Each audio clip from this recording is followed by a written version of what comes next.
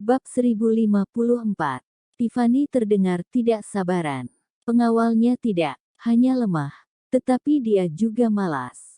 Dia bahkan harus membangunkannya.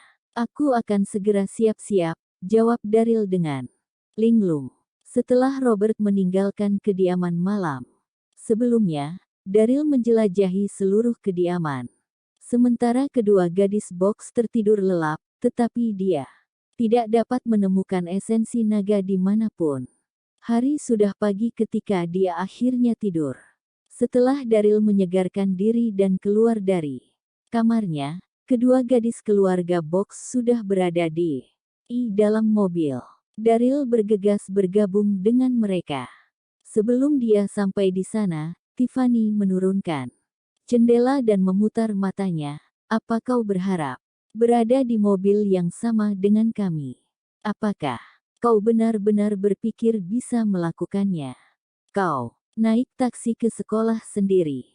Tiffany mendengus. Ngomong-ngomong, ketika kita di sekolah nanti, kau tidak diizinkan memberi tahu siapapun bahwa kau adalah pengawal kami. Selain menjaga keselamatan kami, kau tidak diizinkan untuk mengganggu urusan kami.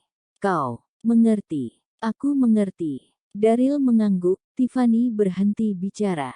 Dia lalu menginjak pedal gas dan mobil melaju pergi. Sial. Daryl membeku di tempat dan terdiam. Aku pengawalmu, namun kau tidak memperbolehku naik mobil. Daryl tidak punya pilihan selain mencari taksi. Setengah jam kemudian, di Universitas Wanhai. Itu adalah institusi terbaik di kota Wanhai. Pintu masuk universitas memiliki fasad yang megah. Daryl merasa emosional saat melihat murid-murid berlalu lalang di sekitarnya. Dia tidak berharap akan memiliki kesempatan untuk bersekolah. Malam sebelumnya, Robert telah mengatur agar Daryl bergabung dengan dua gadis keluarga box di kelas 2 tahun ketiga. Bel kelas berbunyi saat Daryl tiba di kelas. Dia berdiri di luar pintu dan mengintip melalui jendela ke dalam kelas. Ruangan itu penuh dengan siswa, dan kedua gadis keluarga box duduk di baris kedua. Seorang guru perempuan berdiri di podium. Dia adalah seorang wanita cantik berusia 30 tahun. Dia mengenakan pakaian kerja berwarna hitam yang menonjolkan bentuk tubuhnya. Namun, wajahnya yang cantik terlihat agak keras. Tok, tok. Daryl mengetuk pintu beberapa kali sebelum memasuki kelas. Hah, sontak semua mata tertuju padanya. Kau pasti murid baru Daryl. Sang guru perlahan-lahan turun dari podium. Dengan sepatu hak tingginya, dia memandang Daryl dan berkata, aku guru kelasmu, Rene. Laude. Tadi malam keluarga box telah mengirimkan foto dan informasi Daryl untuk proses penerimaan. Jadi, Rene mengenali Daryl pada pandangan pertama. Daryl tersenyum sopan. Halo. Saat dia berbicara, Daryl terpana dengan lekuk tubuh Rene yang menawan. Meskipun dia tidak pernah ingin bersekolah, dia beruntung memiliki guru kelas yang cantik. Anak-anak Rene melihat sekeliling ruangan dan berkata, ini adalah teman sekelasmu yang baru. Semuanya sambut dia. Rene memimpin dan bertepuk tangan. Namun, siswa tidak begitu kooperatif. Tidak banyak yang bertepuk tangan untuknya. Rene tidak terganggu. Dia berkata kepada Daryl, anak baru, tolong perkenalkan dirimu. Daryl mengangguk. Sebagai Master Sekte Elysium Gate, dia terbiasa berbicara di depan umum. Dia tidak merasa gugup sama sekali. Halo semuanya. Namaku Daryl. Setelah itu, Daryl hanya berdiri di sana dan berhenti berbicara. Terdengar gelak tawa dari para siswa di kelas. Brengsek, apakah anak ini sedang melawak? Itu sungguh pengenalan diri yang memalukan. Dia hanya memperkenalkan diri dengan satu kalimat saja. Mereka terus tertawa. Bab 1055. Bahkan Tiffany menertawakan perkenalan diri Daryl yang canggung dan kemudian sengaja mempersulit dari satu. Hei, anak baru, apakah kau punya bakat lain? Tunjukkan pada kami. Tiffany penuh tersenyum mengejek ketika dia mengatakan itu. Dia memang ingin membiarkan Daryl mempermalukan dirinya sendiri. Benar, tunjukkan kami sesuatu. Bagaimana bisa kau hanya memberitahu kami namamu saja? Cukup banyak orang yang ikut bersenang-senang. Guru kelas, Rene, berdiri di sana dengan senyum di wajahnya. Meskipun dia adalah seorang guru yang disiplin, dia tidak akan mengganggu interaksi murid di kelasnya. Ada respon yang luar biasa dari kelas. Daryl tersenyum pahit sambil menatap Tiffany dalam diam. Dia sengaja mengatakan itu agar aku membodohi diriku sendiri di depan semua orang. Kau terlalu muda untuk itu. Saat dia memikirkan hal itu, Daryl tersenyum dan menatap Tiffany. Hei, teman sekelas. Aku bisa menyanyi, tapi aku butuh penari untuk laguku. Maukah kau menari untukku? Wow, seluruh kelas menjadi riuh. Semua anak laki-laki memandang Daryl. Mereka terkejut. Anak ini sangat berani. Dia berani menggoda Tiffany. Dia adalah wanita cantik yang terkenal di sekolah kami. Jumlah pengagumnya pun tak terhitung. Ketika Daryl secara terbuka menggoda Tiffany, beberapa orang terutama pengagumnya merasa sangat marah. Mata mereka berkilat marah. Kau, wajah Tiffany memerah sambil mendelik pada Daryl dengan marah. Aku tidak bisa menari. Pengawal ini dia akan mati. Aku adalah putri keluarga Box, dan aku seharusnya menjadi majikannya. Tapi, dia ingin aku menari mengiringi lagunya. Sungguh lelucon. Daryl lalu mengangkat bahu. Karena aku tidak memiliki penari, aku tidak akan menunjukkan bakatku kalau begitu. Daryl sengaja mengangkat alisnya pada Tiffany. Wanita muda itu sangat marah, tetapi tidak ada yang bisa dia lakukan untuk membalas perkataan Daryl saat semua teman sekelas dan guru kelas ada di sana. Baiklah, baiklah. Rene memberi isyarat agar semua orang diam dan kemudian menunjuk ke salah satu kursi kosong di baris kedua hingga terakhir. Daryl, kau boleh duduk di sana. Daryl mengangguk dan berjalan ke tempat duduknya. Seorang pria gemuk kecil dengan rambut pendek ada di kursi belakangnya. Dia duduk di sana seperti Buddha Maitreya kecil. Dia terlihat sangat menggemaskan. Halo, namaku Bobby Connor. Begitu Daryl duduk, pria gemuk itu menyambutnya dengan suara rendah. Dia terlihat pemalu seperti tipe siswa yang sering dibully di kelas. Daryl mengangguk pada Bobby sambil tersenyum. Karena Daryl tidak banyak bicara, Bobby tidak bisa melanjutkan pembicaraan. Daryl benar tentang Bobby. Dia seperti karung tinju di kelas. Semua orang suka menggertak dan memandang rendah dia. Bahkan para gadis mengejeknya dan menyuruhnya membelikan mereka air dan makanan ringan. Selama kelas pendidikan jasmani, semua murid bermain sepak bola, tetapi tidak ada yang menginginkan Bobby di tim mereka. Tidak ada yang ingin menggunakan meja yang sama dengannya. Daryl tidak tahu bagaimana dia bisa mengikuti kegiatan sekolah. Semuanya benar-benar membosankan. Sial. Dia pergi jauh-jauh ke Mr. Loren untuk mendapatkan esensi naga. Dia tidak berharap untuk menghabiskan seluruh waktunya di sekolah. Peri kecil hanya punya waktu 3 bulan, tidak terlalu lama atau terlalu pendek. Namun, dia tidak bisa membuang waktu begitu saja. Daryl duduk di sana dan tampak bosan. Dia tidak memperhatikan gurunya sama sekali. Dia terus memperhatikan dua kakak beradik Box di depannya. Dia merasa cemas dengan perkembangan usahanya yang tidak membuahkan hasil sejauh ini. Bagaimana dia bisa mengetahui tentang keberadaan esensi naga? Sepertinya Bobby memperhatikan apa yang dilakukan Daryl. Daryl, apakah kau menyukai kakak beradik Box? Tanya Bobby dengan suara rendah. Ketika dia mendengar pertanyaan itu, Daryl merasa bingung dan kemudian bertanya balik, ada apa? Kau baru saja pindah sekolah, jadi kau tidak tahu bagaimana situasinya di sini.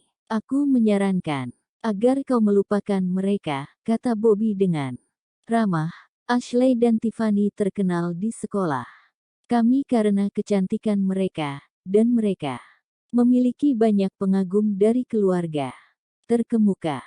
Bahkan beberapa dari mereka ada di kelas kami. Bobby melihat sekeliling dan kemudian menoleh ke belakang dengan cepat. Apakah kau melihat pria berambut kuning yang duduk di baris terakhir? Namanya Fred Hayes. Dia adalah tuan muda yang kaya. Dia memiliki banyak pengikut, dan dia juga menyukai Ashley dan Tiffany. Jika dia tahu bahwa kau juga tertarik pada mereka, dia pasti tidak akan membiarkanmu begitu saja. Daryl terkekeh melihat ekspresi serius di wajah Bobby. Dia ingin tertawa. Daryl adalah master sekte seni bela diri. Mengapa? Dia takut pada tuan muda kaya yang sederhana.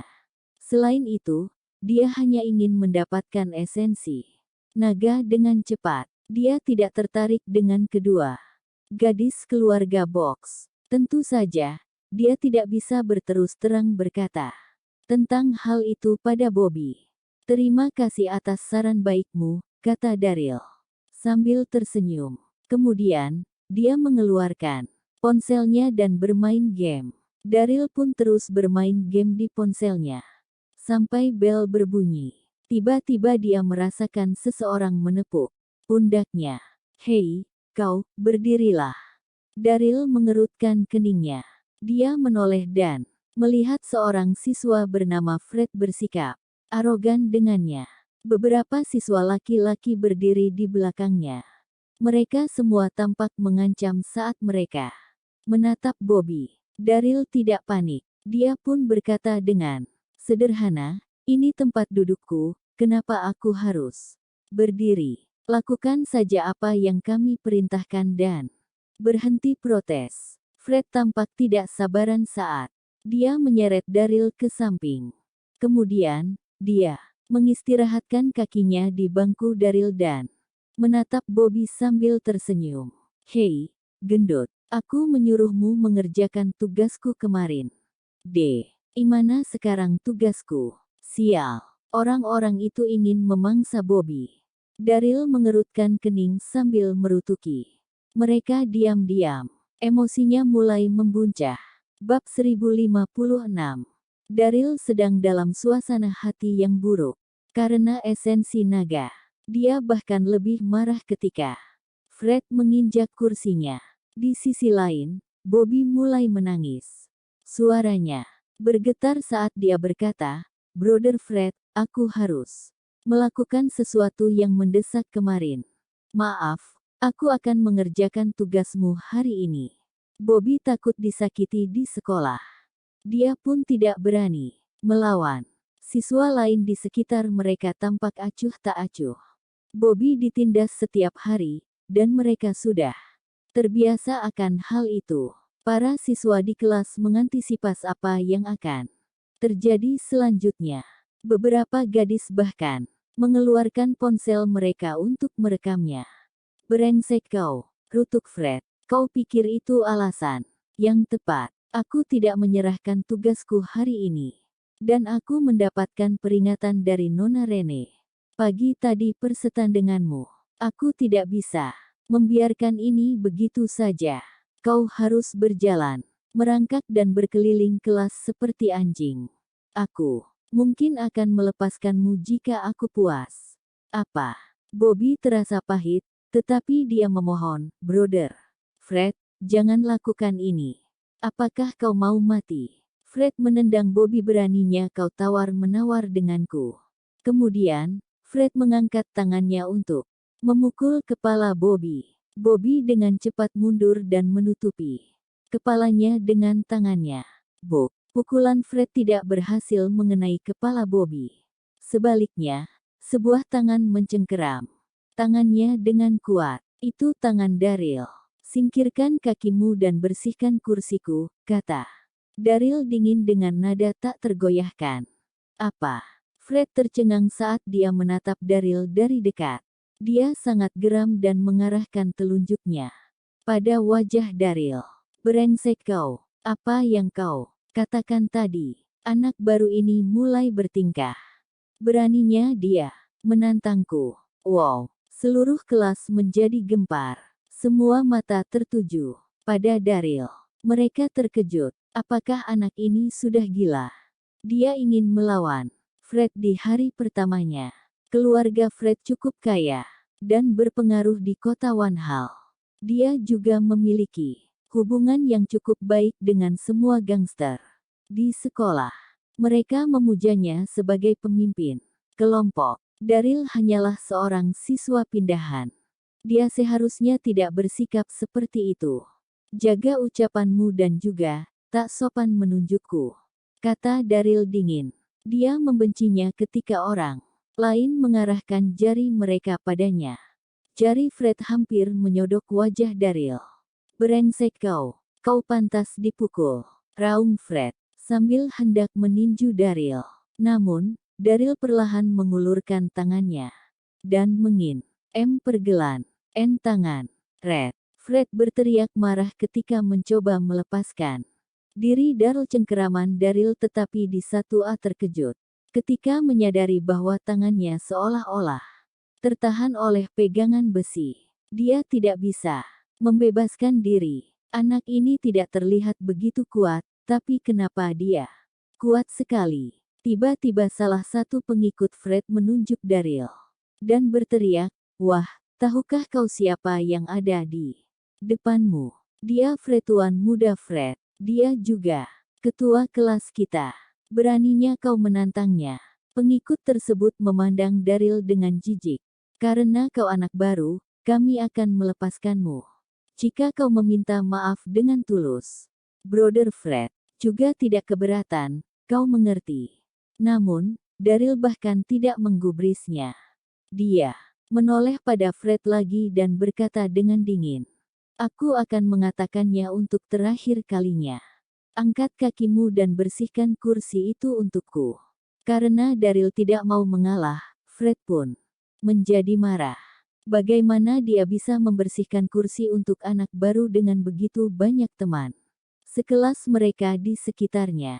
Fred pun merutuk, "Wah, kau tampaknya keras kepala. Oke." Dia mengepalkan tinjunya yang lain dan mengarahkannya pada wajah Daryl dengan keras. Hush. Banyak siswa di sekitar mereka berseru kaget. Fred sering berkelahi dan membuat masalah di sekolah. Apakah Daryl akan dipukul sampai mati jika pukulan Fred mengenai dirinya? Daryl mencibir dan energi menumpuk di tangannya. Buk, buk, buk. Pukulan Fred menembus udara kosong. Dia terhuyung mundur dari serangan yang kuat, dan pantatnya mendarat di tanah. Apa? Pukulan Fred tidak mengenai Daryl.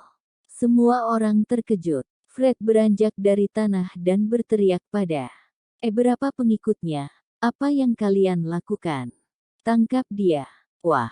Beberapa pengikutnya langsung bereaksi. Kring. Beberapa dari mereka hendak mengepung Daryl. Ketika bel kelas berbunyi, kemudian, guru kelas sejarah perlahan membuka pintu dan masuk ke dalam kelas. Seharusnya, mereka akan mendapatkan pelajaran sejarah dan gurunya adalah seorang gadis muda berusia awal 20-an. Namanya Alyssa Walls. Dan dia adalah salah satu guru populer di sekolah. Alyssa yang sedang memegang setumpuk kertas di tangannya lantas berkata, "Semuanya, kembalilah ke tempat duduk kalian. Kita akan mengadakan ujian hari ini." Fred dan para pengikutnya bertukar pandang sebelum mereka kembali ke tempat duduk. Meskipun Nona Alyssa masih muda, sikapnya sangat tegas. Para siswa tidak berani menentangnya. Aku akan menjemputmu setelah kelas ini berakhir. Anak brengsek, bisik Fred sambil menunjuk Daryl. Daryl tidak memperhatikan Fred. Dia hanya duduk, diam di kursinya. Dia merasa pahit ketika melihat guru sejarah. Sial, aku harus mengikuti tes di hari pertamaku. Aku tidak tahu apa-apa tentang sejarah benua ini. Aku yakin akan mendapatkan nilai 0. Semua kertas pun dibagikan. Daryl melihat sekilas pertanyaan-pertanyaan itu, dan dia tidak bisa menjawab satu pun pertanyaan. Sial. Bab 1057. Setelah menghabiskan waktu setengah jam de satu Gan, Putri Evergreen, gadis itu menjadi sangat lelah. Sehingga dia berbaring di tanah dan tertidur. Daryl juga merasa sangat kelelahan, dan dia pun juga menutup matanya sebentar. Dia telah mengikuti Quincy sepanjang perjalanan dari dunia alam semesta dan tidak memejamkan mata selama 2 hari. Dia benar-benar kelelahan. Setelah tidur siang selama lebih dari 1 jam, Daryl membuka matanya dan melihat Putri Evergreen masih tertidur pulas. Dia berdiri dengan tenang. Daryl mengambil kesempatan ini untuk pergi dan memeriksa kamar Quincy. Mengumumkan kedatangan yang mulia. Terdengar sebuah suara mengumumkan dengan keras, diikuti oleh suara langkah kaki. Kaisar ada di sini. Daryl tertegun dan langsung merasa panik. Sebelum dia bisa berpikir, dia melihat seorang wanita mengenakan jubah naga, berjalan perlahan bersama beberapa kasim. Oh, tidak. Daryl benar-benar terpana pada saat itu. Wanita itu sangat cantik, dan tubuhnya yang sempurna ditampilkan dintalk di bawah juhol. Naga dia selendah bunga peoni dan tangatan. Katsar Hunta Awan Solata adalah seorang wanita yang sangat Putih Bevergroen tergerok maju ke depan. Tersenyum, dia berkata, "Salam, Yen Mula." Putri Bevergreen memegang tangan Permalaur. "Elbu, apalkah kau merindukan Love? Anakku." Kaisar memandang Putri Bevergreen dengan cinta. "Sudah berapa kali Alau Menber? Taumu, kau sudah dewasa sekarang. Kau tidak boleh bermain-main seperti yang kau lakukan ketika masih kecil. Lihat dirimu. Sungguh memalukan." Kaisar memperhatikan gaun panjang Putri Evergreen yang berantakan. Dia tidak senang dengan apa yang dia lihat. Daryl telah bermain dengan putri sebelumnya. Begitu asyik sehingga tidak keberatan dengan soparan santunnya dan membuat pakaiannya berantakan. Bukan hanya pakaian Putri Evergreen yang menjadi berantakan. Bahkan seragam Kasim Daryl pun menjadi berantakan. Putri Evergreen tersenyum dan menunjukkan lidahnya sambil berkata dengan nakal, "Aku bosan. Jadi aku hanya ingin bermain-main. Ini bukan apa-apa." Kaisar mengabaikannya dan memandang Daryl sambil memarahinya, "Kau Kasim yang tidak berguna. Sang putri terlalu asyik bermain, dan bagaimana dengan dirimu? Pakaianmu sangat berantakan. Apa yang kau lakukan di sini?" Kaisar berteriak di luar, "Seseorang datang ke sini. Bawa dia pergi dan eksekusi dia." Kaisar tidak bisa lagi menyembunyikan kemarahan yang membara di hatinya. Kasim ini terlalu berlebihan. Pertama, dia bermain dengan Putri Evergreen sampai dia menjadi begitu sibuk sehingga lupa sopan santun. Kemudian, ketika aku memasuki aula, dia terus menatapku. Aku adalah kaisar. Bagaimana dia bisa menatapku? Bagaimana aku bisa menjunjung tinggi kehormatan keluarga kerajaan jika aku tidak mengeksekusinya? Pikirnya. Saat dia berbicara, 2 pengawal kerajaan yang ditempatkan di pintu segera masuk. "Dia ingin mengeksekusi aku." Daryl hampir berteriak keras. Daryl perlu memikirkan solusi dengan cepat. "Apa yang aku lakukan sekarang?" Kedua pengawal kerajaan itu tidak terlalu kuat. Mereka hanyalah Martial Saint, jadi Daryl bisa mengalahkan mereka dengan mudah. Namun, identitasnya akan terungkap begitu dia mengalahkan mereka.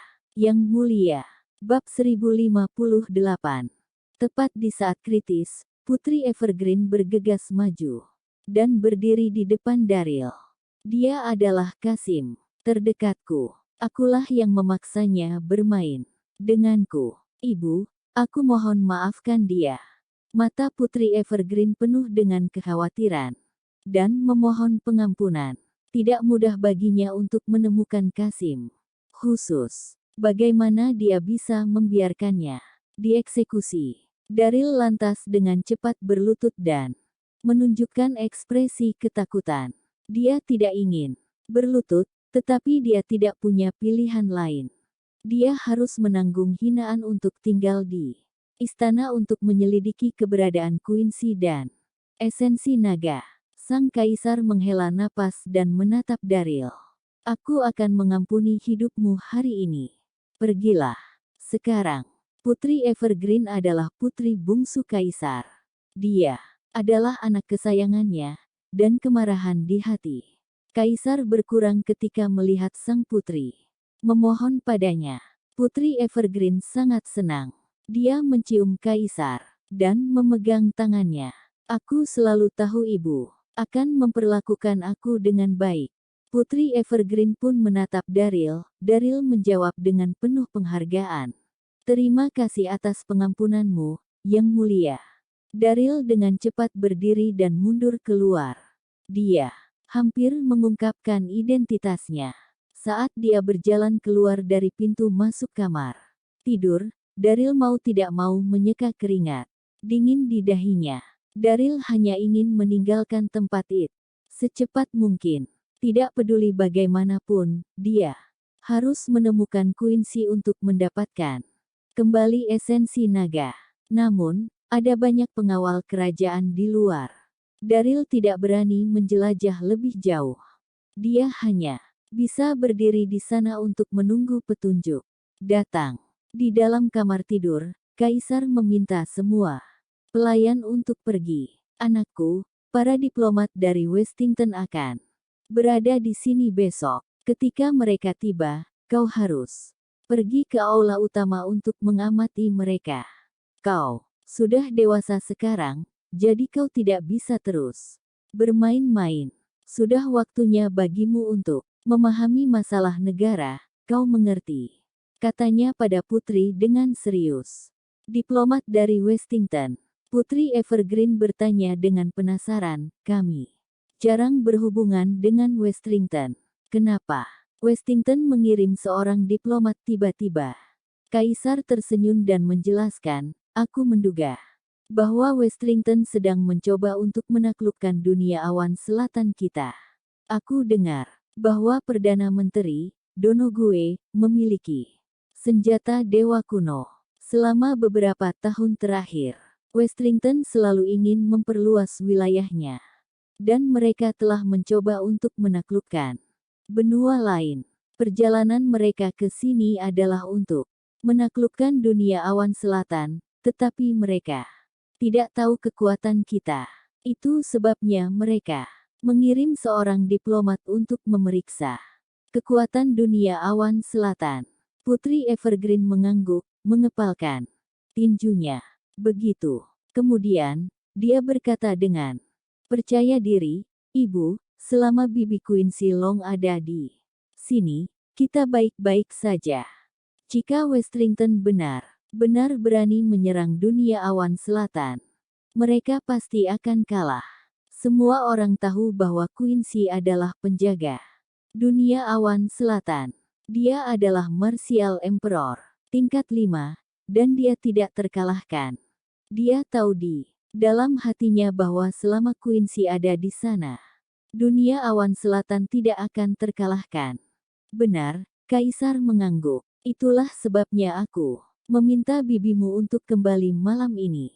Aku merasa aman ketika dia ada di dekat kita. Kaisar adalah pemimpin negara, tetapi dia bukan seorang kultivator. Dia hanya orang biasa. Malam semakin larut. Kaisar mengobrol dengan Putri Evergreen sedikit lebih lama sebelum pergi dengan para pengawal kerajaan.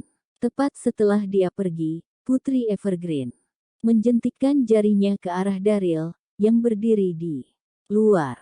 Saudaraku, tidak apa-apa, sekarang semuanya baik-baik saja. Silakan masuk. Setelah Kaisar pergi, Putri Evergreen kembali ke dirinya yang nakal. Namun, ketika dia bersama Daryl, dia tidak bersikap sekeras itu. Sang putri juga tidak percaya bahwa dirinya bisa begitu lembut. Mungkin itu karena dia adalah orang pertama yang mengalahkannya. Melihat kegembiraan Putri Evergreen, Daryl menjadi frustrasi. Yang mulia, ini sudah larut malam. Kau perlu istirahat, jadi aku akan pergi sekarang. Bab 1059. Saudaraku, tolong jangan pergi dulu. Bermainlah denganku sebentar lagi. Putri Evergreen mengayunkan lengan Daryl dan bertanya dengan lembut, saudaraku, bagian istana mana yang kau layani? Ada banyak kelompok Kasim di istana. Beberapa dari mereka bekerja di dapur. Beberapa orang di ruang belajar. Beberapa orang melayani kaisar dan putri. Aku Daryl menggaruk kepalanya dan berkata, aku baru saja datang ke istana. Mereka belum menugaskan bagian untukku. Daryl mengamati reaksi Putri Evergreen. Akankah Putri mencurigai sesuatu? Sebelum dia bisa selesai bicara, Putri Evergreen menyela dengan penuh semangat. Benarkah itu? Keren. Kalau begitu, kau harus mengikuti aku. Petik 2. Sial. Aku menjadi Kasimnya. Daryl tidak bisa tertawa atau menangis. Dia harus menyetujuinya. Dengan senyum pahit. 1 jam berikutnya Daryl menahan rasa frustrasinya dan menghabiskan waktu dengan Putri Evergreen. Setelah memainkan beberapa permainan, Putri Evergreen akhirnya lelah dan tertidur di tempat tidurnya. Daryl menghela napasnya ketika melihat Putri tertidur lelap. Akhirnya, selesai juga urusannya dengan sang putri. Betul sekali. Aku harus pergi mencari Quincy untuk mendapatkan kembali esensi naga. Daryl melihat ke kegelapan malam dan berjalan keluar dengan tenang tanpa ragu-ragu. Sebelumnya pada hari itu Putri Evergreen telah memberitahu Daryl lokasi kamar Quincy. Begitu dia berada di luar, dia langsung menuju kamar Quincy. Namun, istana itu sangat besar. Begitu sampai di area kamar tidur, Daryl merasa tersesat. Semua kamar tidur memiliki pengaturan yang serupa. Yang manakah kamarnya? Dia seharusnya bertanya kepada Putri Evergreen. Nama kamar tidur milik Quincy. Merasa frustrasi, Daryl melihat gerakan di salah satu kamar tidur. Dia berjalan dengan hati-hati dan memasukinya. Aku tidak peduli. Aku harus memeriksa kamar satu per satu. Begitu dia melangkah masuk, tubuh Daryl bergetar. Ketika melihat situasi di dalam, dia melihat semua meja dan kursi di kamar tidur diukir dengan naga emas. Ini adalah kamar kaisar. Dia melihat lilin menyala di meja samping altar. Naga kaisar sedang duduk di tengah altar sambil menyesap anggurnya. Ada banyak hidangan lezat di atas meja di depannya. Di depannya ada sekelompok Kasim dan beberapa pelayan sedang berlutut. Mereka memegang sebotol anggur dan beberapa buah. Mereka semua ekstra hati-hati dan bahkan tidak berani menarik napas. Sial. Sekarang sudah larut malam, dan kaisar tidak tidur, tetapi menyeruput anggur sendirian. Pikir Daryl. Dia memfokuskan visinya pada kaisar. Kaisar telah melepas jubah warna emas yang dia kenakan sebelumnya. Dia hanya mengenakan gaun sutra yang memamerkan tubuhnya yang sempurna dan tak tertandingi. Daryl dapat merasakan bahwa kaisar sedang marah. Dia hanya menyesap anggur dan tidak makan satu potong buah atau piring. Ada kesedihan di matanya. Setelah menatapnya sebentar, Daryl akhirnya berpikir logis. Aku di sini untuk mencari Quincy. Kenapa aku malah tertarik pada urusan kaisar? Daryl hendak pergi. Kalian semua boleh pergi sekarang. Wajahnya memerah saat dia melambaikan tangannya. Kaisar, sudah cukup minum. Baik, Yang Mulia, jawab para kasim dan pelayan, yang segera meninggalkan kamar tidur. Daryl bersembunyi di dekat pintu. Setelah melihat para pelayan dan kasim pergi, dia ingin pergi juga. Tapi sudah terlambat. Dia pasti akan terlihat. Tanpa pilihan lain, Daryl harus berjalan beberapa langkah ke depan dan bersembunyi di kamar tidur. Dia melihat lukisan di sisi kiri kamar tidur, dan tanpa berpikir dua kali, dia dengan cepat bersembunyi di balik lukisan itu. Akhirnya, semua kasim dan pelayan telah meninggalkan kamar tidur. Tak satu pun dari mereka melihat Daryl, dan hanya dia dan Kaisar yang tersisa di kamar tidur. Bab 1060. Daryl merasa sangat ketakutan. Dia pikir jantungnya akan jatuh. Kaisar hampir mengeksekusinya karena dia bermain liar dengan putri tadi. Sekarang dia masuk tanpa izin ke kamar Kaisar. Dia pasti akan dijatuhi hukuman mati jika dia ditemukan. Untungnya, hanya ada Kaisar dan aku di sini. Kaisar juga sedang mabuk jika aku menyelinap diam. Diam, Kaisar tidak akan menyadarinya, pikirnya. Daryl hendak pergi ketika dia melihat Kaisar berdiri dengan tidak stabil karena mabuk. Dia kemudian berjalan perlahan menuju lukisan. Apakah dia memperhatikan aku? Tanya Daryl dalam hati. Jantung Daryl berdebar kencang. Dia sangat gugup. Yang Mulia. Dia melihat mata Kaisar menatap lukisan itu sambil berbicara dengan lembut. Apakah kau tahu hari ini? Hari ulang tahunmu. Aku tidak bisa tidur di hari istimewa ini. Pikiranku penuh dengan bayangan tentangmu. Meskipun kau baru saja meninggal beberapa bulan yang lalu, rasanya seperti telah pergi bertahun-tahun yang lalu. Aku sangat merindukanmu.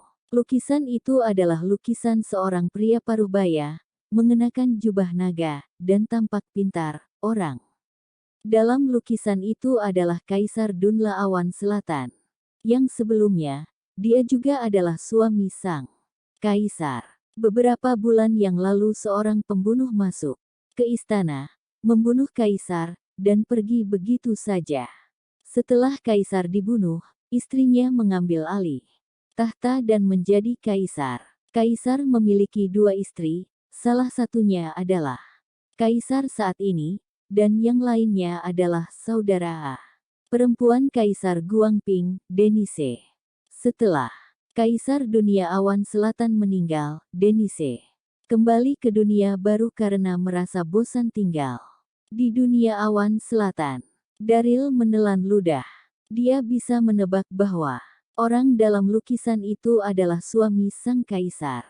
Daryl masih bersembunyi di balik lukisan itu dan dia mendengar Kaisar bergumam pada dirinya sendiri. Daryl khawatir tentang apa yang akan terjadi selanjutnya.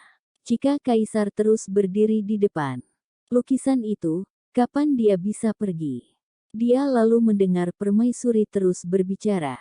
Secara emosional, sayang, aku sangat merindukanmu. Aku sangat merindukanmu. Ada banyak malam di mana aku membayangkan bahwa kau tidak mati. Bahwa suatu hari kau akan muncul di depanku. Kaisar tidak lagi memiliki sikap sombong, tetapi kembali ke dirinya yang lembut. Hati Daryl hancur melihatnya seperti ini.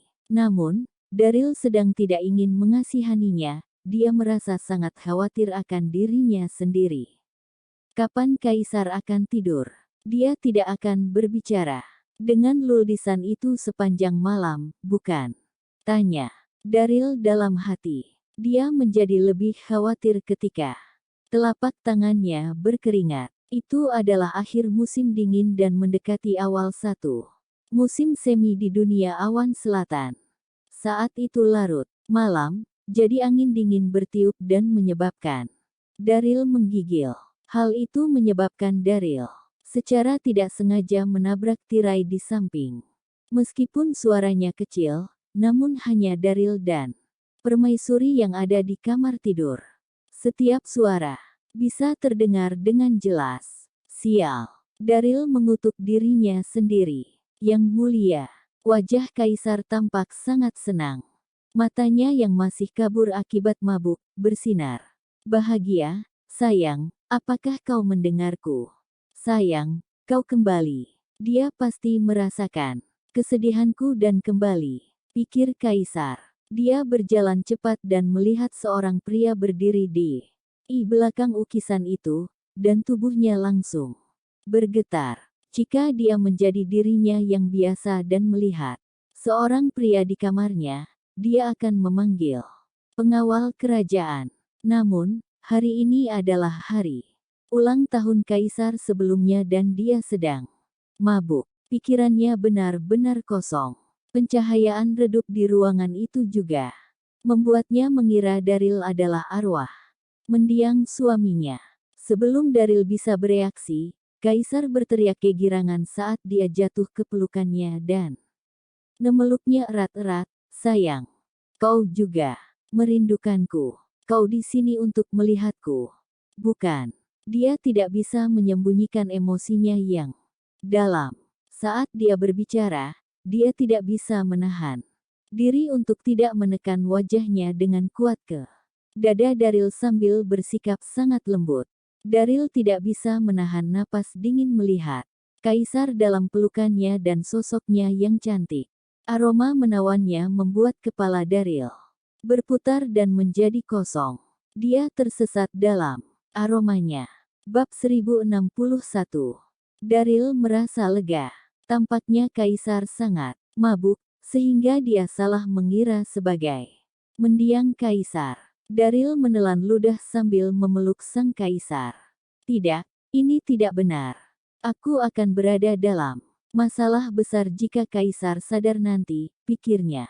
Sambil berjuang melepaskan diri dari pelukan kaisar agar dia bisa pergi. Kaisar memeluk pinggang Daryl lebih erat. Mengunci ke-10 jarinya. Tidak ada cara baginya untuk melepaskan dirinya sama sekali. Daryl dapat mengaktifkan energi internalnya dan mengusir wanita itu, tetapi dia tidak berani melakukannya. Sayang, kenapa kau tidak bicara? Kaisar akhirnya berbicara sambil menempelkan wajahnya ke dada Daryl. Kau sudah pergi selama berbulan-bulan. Apakah kau tidak merindukanku? Kau tidak mengatakan apa-apa padaku. Daryl hanya bisa batuk dan berkeringat dingin saat mendengar kata-kata itu. Roda dalam pikirannya berputar. Dia berdeham dan berusaha meniru suara seorang pria parubaya ketika dia berbicara, sayangku. Tentu saja, aku merindukanmu. Itu sebabnya aku di sini untuk melihatmu. Daryl memiliki kemampuan mengubah suara. Hal itu adalah hal yang mudah baginya. Seperti yang diharapkan, kaisar tidak merasa curiga. Ketika dia mendengar suara Daryl, dia pun menjadi sangat emosional dan memeluk Daryl lebih erat. Sambil bergumam, aku tahu itu. Aku tahu kau tidak akan melupakanku. Dan sama sepertiku, aku merindukanmu setiap hari. Kaisar memegang lengan Daryl dan berjalan menuju ranjang naga. Sayang, mari kita istirahat. Satu tempat tidur. Aku punya banyak hal yang ingin aku katakan padamu. Apa? Sudah mau tidur? Seluruh tubuh Daryl menjadi kaku saat dia mengikuti kaisar ke tempat tidur. Saat mereka berdiri di depan ranjang naga, Daryl duduk di ranjang. Dia merasa tidak nyaman. Ini adalah tempat tidur mendiang kaisar. Bagaimana B1 aku duduk di sini? Aku pun T1 dak. Hanya duduk di sini, tetapi aku juga dekat dengan permaisuri jika seorang pengawal kerajaan. Melihatnya, aku akan dihukum mati dan dicincang. Cincang, pikirnya sambil dengan khawatir dan mulai berkeringat deras. Kaisar pun masih mabuk dan jatuh ke dalam fantasinya sendiri. Dia berbaring di atas tubuh Daryl dan sangat menikmati dirinya sendiri. Dia tersipu dan tersenyum bahagia. Kaisar terus berbicara dengan lembut, "Sayang, selama setahun terakhir ini, aku bekerja keras, dan aku tidak meninggalkan kerajaan ini. Aku tidak mengecewakanmu. Selain itu, Westrington berencana untuk menyerang dunia awan selatan. Tapi, jangan khawatir. Kami memiliki pasukan yang kuat. Jika Westrington menyerang kita, mereka hanya akan melukai diri mereka sendiri. Diplomat dari Westrington juga akan tiba besok. Aku yakin mereka ada di sini untuk menilai kemampuan kita. Aku akan menunjukkan kepada diplomat itu kemampuan sebenarnya dari dunia awan selatan." Tanda hubung titik. Kaisar terus berbicara sampai suaranya menjadi lebih pelan dan menghilang. Daryl khawatir. Dia tidak mendengarkan satu hal pun yang wanita itu katakan. Ketika dia melihat Kaisar kelelahan, dia lantas berkata, "Sayang, kau pasti lelah. Ini sudah larut malam, dan kau sudah banyak minum. Sebaiknya kau tidur sekarang." "Baiklah," jawab Kaisar dengan patuh sambil bersandar di pangkuan Daryl dan menutup matanya. Daryl pun dapat mendengar napas wanita itu dalam-dalam. Kaisar sudah tertidur lelap dan benar-benar berpikir bahwa almarhum Kaisar masih bersamanya. Daryl tidak menggerakkan tubuhnya sama sekali. Begitu dia yakin bahwa Kaisar telah tertidur, dia berdiri dengan hati-hati. Daryl tidak berani gegabah kali ini. Dia berjingkat-jingkat keluar dari kamar tidur tanpa mengeluarkan satu suara pun. Begitu dia berada di luar, langit mulai cerah, dan para pelayan dan Kasim mulai mengelilingi istana. Wajah Daryl menjadi gelap pada saat itu juga. Tidak mudah baginya untuk melarikan diri dari Bat Putri Evergreen, tetapi Kaisar terus menempel padanya. Allah hanya ingin menemukan Quincy dan mendapatkan esensi naga kembali. Mengapa ini begitu sulit? Daryl frustrasi karena dia hanya bisa kembali ke Istana Hijau Abadi. Dia tidak punya pilihan. Jika dia menunggu lebih lama lagi, orang-orang mungkin melihatnya meninggalkan kamar Kaisar, dan dia akan berada dalam masalah besar. Dia pun segera kembali ke Istana Hijau Abadi dan melihat Putri Evergreen masih tertidur lelap. Dia tampak begitu tenang dan indah. Penampilannya sangat kontras dibandingkan dengan karakter kejamnya ketika dia bangun. Daryl menatapnya hingga dia mengantuk dan kemudian berbaring di karpet dan tidur di sana. Keesokan harinya Putri Evergreen membangunkannya. "Kakak Daryl, bangun. Pergilah ke aula utama denganku. Aku perlu menemani Yang Mulia untuk bertemu dengan diplomat Westrington," katanya dengan nada memohon. "Kasim ini spesial. Aku harus membawanya kemana pun aku pergi," pikirnya. "Baiklah, baik," jawab Daryl dengan setengah tidak sadar. Dia telah menghabiskan 3 hari 3 malam mengikuti Quincy kemanapun tanpa istirahat sedikit pun. Kemarin dia sibuk sepanjang malam di istana, dan dia akhirnya berhasil tidur sampai keesokan paginya. Daryl benar-benar mengantuk, tapi dia tidak bisa menolak permintaan Putri. Setelah membantu Putri bersiap-siap dan sarapan bersama, mereka lalu pergi ke aula utama di depan satu stana. Begitu mereka tiba di aula utama Kaisar Kerajaan, semua menteri sudah ada di sana. Mereka berdiri teratur di kedua sisi aula utama dan tampak serius. Kaisar duduk dengan tenang di kursi naga di tengah aula utama. Dia mengenakan jubah naga elegan yang memamerkan tubuhnya yang indah dengan sempurna. Dia tampak begitu megah, memancarkan kekuatan keluarga kerajaan. Jantung Daryl tidak bisa berhenti berpacu ketika melihat Kaisar. Kaisar benar-benar mabuk kemarin. Dia tidak akan bisa mengenali aku, kan? Pikirnya sambil bertanya. Tanya ketika bayangan dari kejadian malam sebelumnya melintas di benaknya. Dia ingat ketika Kaisar memeluknya dan memanggilnya sebagai Nendiang suaminya. Kaisar begitu lembut saat itu dan tampak memikat. Dia tidak sedingin dan arogan seperti sekarang. Daryl kemudian berbalik untuk melihat ke sisi Kaisar. Dia terpana dengan apa yang dilihatnya. Bab 1062. Sial. Queenie juga ada di sini, pildernya. Quincy berdiri dengan tenang di samping Kaisar. Mengenalkan gaun panjang, ungu keemasan. Della terlihat sangat cantik dan menarik. Della juga memiliki aura seorang ksatria di saat yang bersamaan. Quincy dan Kaisar berdiri berdampingan.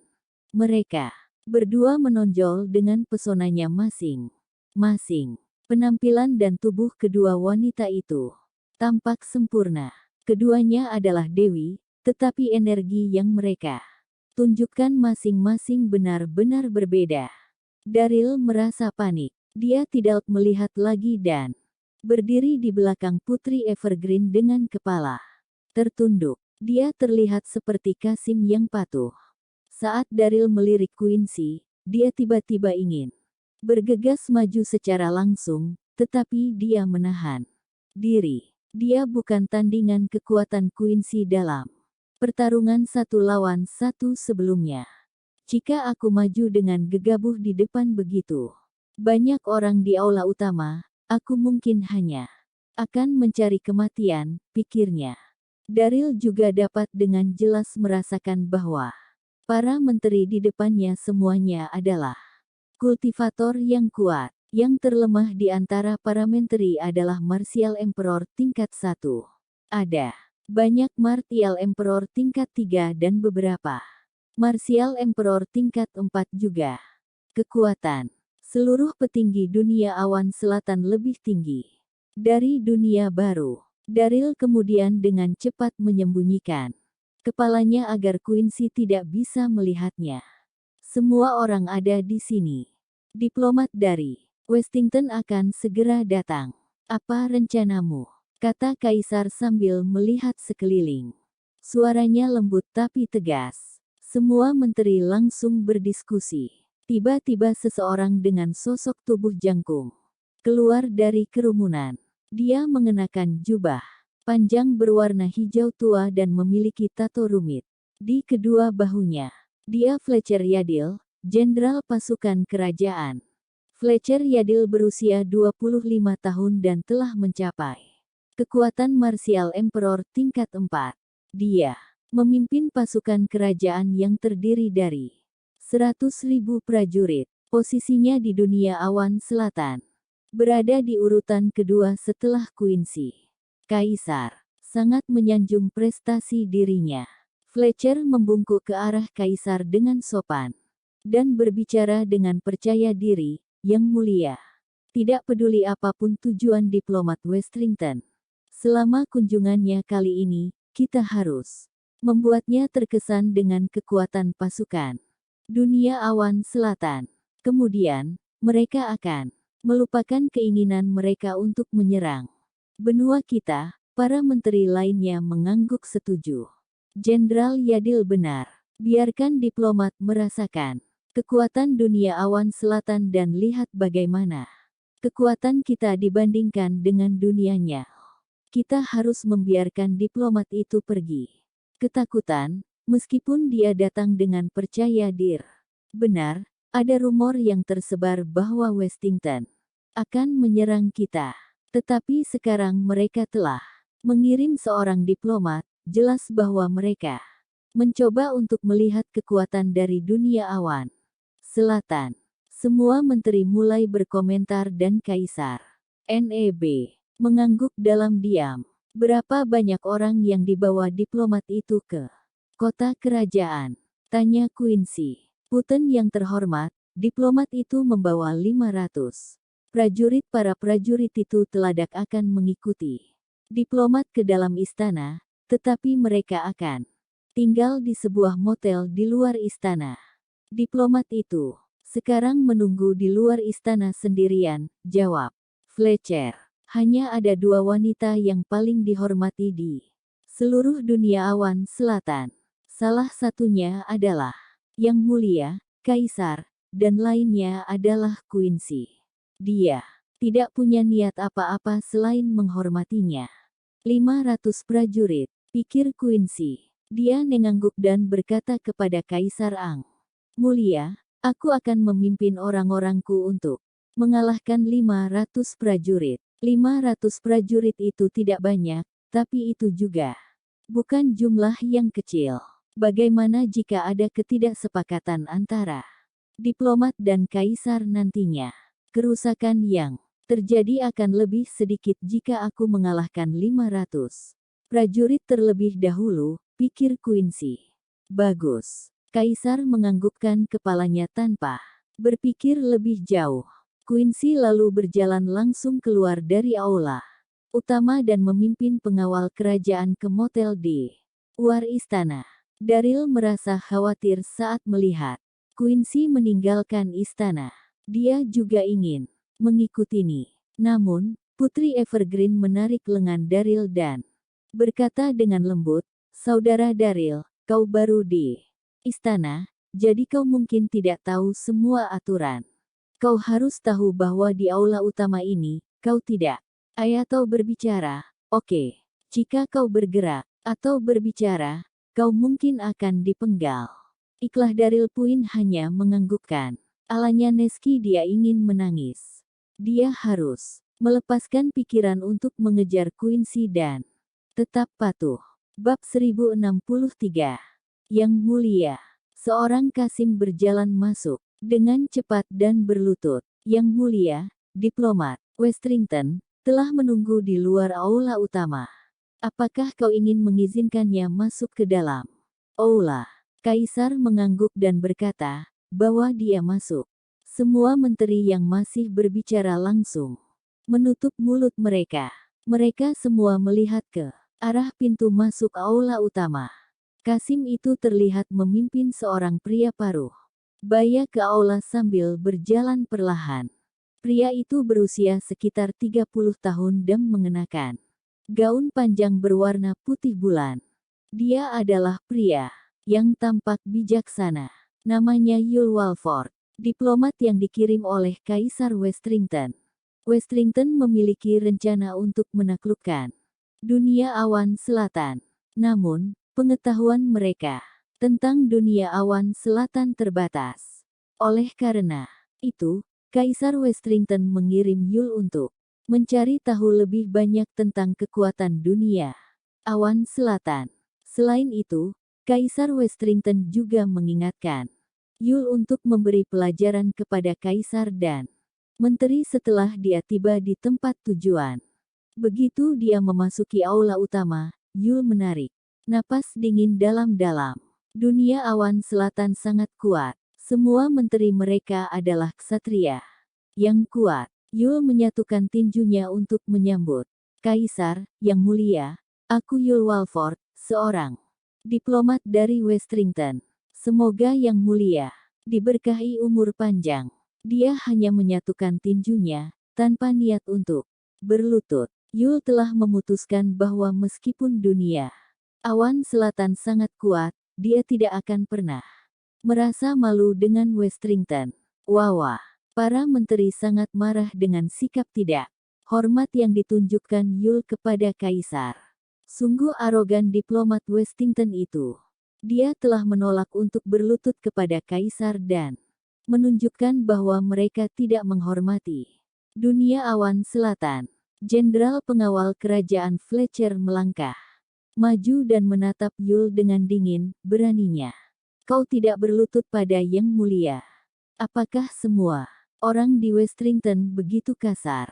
Buk. Saat dia mengatakan itu, aura yang sangat kuat meledak dari tubuh Fletcher. Dia mengunci pandangannya pada Yul. Dalam sekejap, ketegangan meningkat di aula utama, membuat semua orang merasa tercekik. Hah! Wajah Yul langsung berubah begitu merasakan aura kuat Fletcher. Dia tersenyum dan berkata, "Jenderal, aku yakin kau salah sangka. Aku seorang diplomat yang dikirim oleh Kaisar Westrington untuk melakukan kunjungan santai ke dunia awan selatan. Aku bukan warga kerajaan ini, jadi kenapa aku harus berlutut?" Yul menatap Kaisar, tersenyum, dan melanjutkan. "Aku percaya Yang Mulia adalah orang yang murah hati dan pengertian. Kumohon kalian mengerti dari mana aku berasal. Sejujurnya, kemampuan dunia awan selatan terlalu kuat. Aura kuat dan mengintimidasi yang meledak dari para menteri di depanku membuatku merasa tercekik, namun, aku datang mewakili Westrington. Aku tidak boleh terintimidasi, pikirnya. Kau, Fletcher sangat marah, tetapi dia tidak bisa melawan. Dalam sekejap, Fletcher punya ide. Dia menatap Yul dan tersenyum. "Diplomat Walford, kau memang pandai berbicara. Biarkan aku bertanya padamu. Kau, sebagai menteri di Westrington, akan berlutut ketika kau melihat Kaisar Westrington? Bukan. Kaisar kami memiliki level yang sama dengan Kaisar Westringtonmu, jadi mengapa kau tidak berlutut untuknya?" Saat dia mengatakan itu, semua orang mengangguk. "Setuju. Itu benar, berlututlah pada Kaisar. Berlututlah." Betapa tidak beradabnya diplomat Westrington. Putri Evergreen juga sangat marah dan tidak bisa menahan diri. Betapa buruknya diplomat Westrington ini, bagaimana mungkin dia tidak berhitut saat bertemu Yang Mulia. Daryl tersenyum mendengarnya. Dia juga menatap Yul sambil berpikir dalam hatinya. Betapa kasarnya Yul ini. Namun, dia adalah orang yang berbakat karena dia bisa tetap tenang di bawah situasi yang penuh tekanan. Para menteri mengobrol di antara mereka sendiri. Yul tidak khawatir sama sekali. Dia mengubah topik pembicaraan dan tersenyum pada Kaisar. Petik 2. Yang Mulia, Kaisar Westrington telah meminta aku untuk menyiapkan hadiah khusus untuk Yang Mulia. Yul mengeluarkan kotak unik dari tubuhnya saat aula utama menjadi sunyi. Tatapan semua orang terkunci pada kotak di tangannya. "Oh, apa itu?" jawab Kaisar dengan tenang, tidak menunjukkan emosi sama sekali. Yul tersenyum dan membuka kotak itu untuk mengambil sebuah barang. Semua orang tercengang. Yul sedang memegang batu giok yang bulat dan tebal. Batu giok adalah salah satu kualitas tertinggi yang bisa seseorang dapatkan, dan hampir tidak mungkin seseorang membeli barang dengan kualitas seperti itu. Ini adalah batu giok yang sangat bagus. Bab 1064. Tidak ada yang yakin siapa yang mengatakan itu. Karena semua orang fokus pada batu giok itu. Semua orang tahu bahwa Westrington terkenal dengan produksi batu gioknya. Giok di tangan Yul berwarna putih bersih dan tanpa cacat. Itu merupakan harta terbesar sepanjang masa. Sungguh sepotong batu giok yang sangat indah. Akan sangat indah jika kau bisa memasukkan tali ke dalamnya dan membuatnya menjadi kalung. Benar, Yang Mulia. Batu ini sangat cantik. Jika batu giok ini dibuat menjadi liontin untuknya, itu akan menjadi pasangan yang cocok untuk kecantikan yang sempurna. Kaisar senyum singkat mendengar kata-kata menteri. Meskipun dia bangsawan dan penguasa benua, dia juga seorang wanita yang suka benda.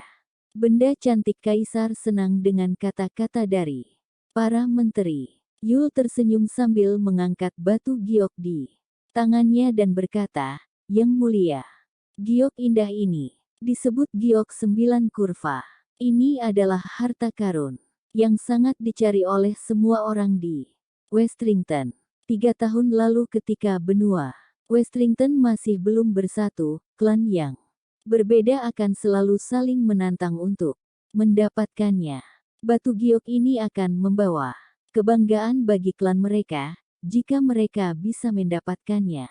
Akhirnya, setelah Kaisar Westrington menyatukan semua orang, Glock 9 kurva ini berakhir di tangan Kaisar kami.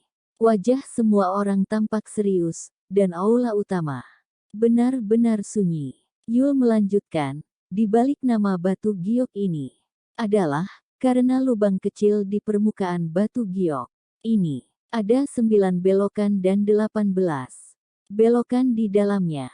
Jika kau ingin memakai batu giok yang indah ini di lehermu, maka kau harus meletakkan benang di atas batu giok yang indah.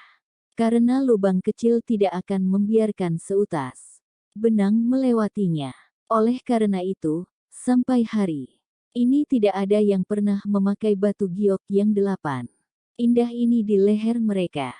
Yul memegang batu giok dan menampilkannya di depan para menteri. Semua orang bisa melihat bahwa ada lubang kecil di tengah batu giok yang indah. Lubang kecil itu tidak lurus, tetapi ada 18 putaran penuh. Yul tertawa dan berkata kepada Kaisar, "Yang mulia, sebelum aku tiba di aula utama, aku ingin menggunakan benang merah untuk melewati giok 9 kurva sehingga yang mulia bisa memakainya. Namun, benangnya terlalu lunak, dan tidak ada cara untuk melewati lubang kecil itu. Aku tidak terlahir pintar. Aku tidak dapat menemukan cara untuk memasukkan benang merah itu."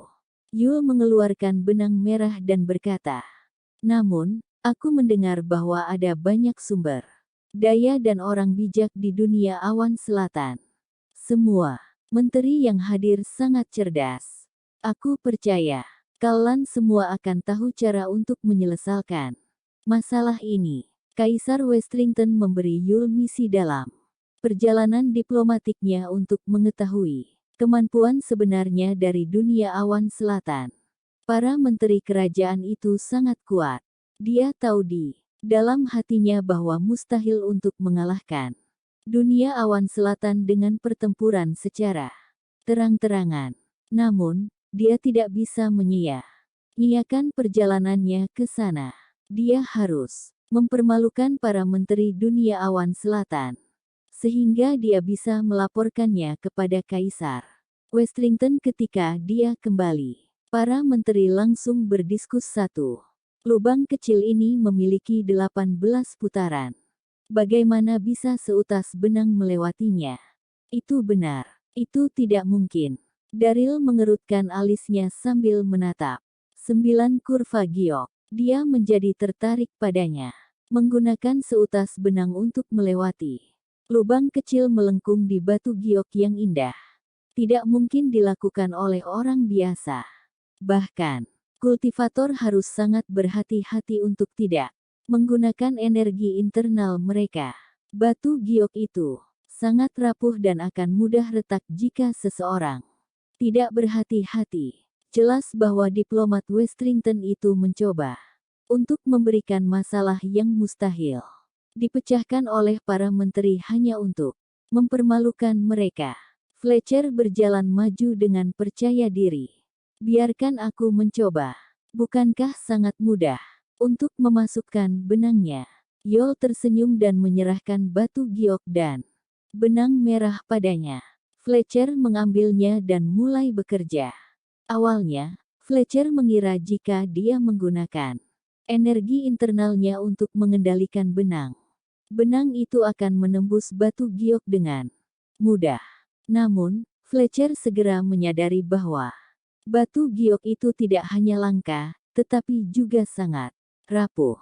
Dia tidak bisa mengambil risiko dan kemudian memutuskan untuk tidak menggunakan energi internalnya. Setelah beberapa menit berlalu, Fletcher mulai berkeringat deras, tetapi dia tidak membuat kemajuan sama sekali. Lubang kecil itu memiliki begitu banyak tikungan sehingga tidak mungkin untuk memasukkan benang melaluinya. Melihatnya berjuang, Yul menyeringai ketika 9 kurva giok pertama kali berakhir di Tangan Kaisar Westrington, banyak orang telah mencoba berkali-kali, tetapi tidak ada yang berhasil. Meskipun semua orang di dunia awan selatan kuat, namun tidak satu pun dari mereka yang bisa melakukannya. Bagaimana, Jenderal Fletcher? Tanya Kaisar. Kaisar pun juga dapat melihat bahwa alasan Yul 1 mempersembahkan giok 9 kurva itu adalah untuk mempermalukan para menteri dan dia. Namun, Fletcher adalah menterinya yang paling dihormati. Dia kuat dan berbakat. Dia pasti punya cara untuk menyelesaikannya. Fletcher tersipu malu. Ini. Dia menoleh ke Kaisar dan berkata, "Yang mulia, aku tidak berhasil sekarang. Aku akan mencoba lagi." Saat dia mengatakan itu, seluruh kepala Fletcher dipenuhi keringat. Beberapa waktu telah berlalu, dan Fletcher masih belum berhasil. Dia tidak punya pilihan selain menyerah. Beberapa menteri lain juga mencoba, tetapi tidak satu pun dari mereka yang berhasil. Aura di aula utama penuh dengan ketegangan dan kecanggungan. Semua menteri tampak kecewa. Semua wajah mereka tampak khawatir, dan mereka tidak terlihat seperti menteri yang kuat. Kaisar mengerutkan alisnya dan melihat sekeliling. Sebelum dia membuka mulutnya untuk berbicara, bagaimana mungkin tidak ada yang bisa menemukan jalan? Ada begitu banyak orang berbakat di dunia awan selatan, tetapi mereka semua dikalahkan oleh sepotong batu giok. Jika berita ini menyebar ke benua lain, jika insiden ini menyebar ke benua lain, keluarga kerajaan dunia awan selatan akan dipermalukan. Aula utama benar-benar sunyi. Fletcher dan para menteri lainnya semua menunduk ke tanah, tampak tegang.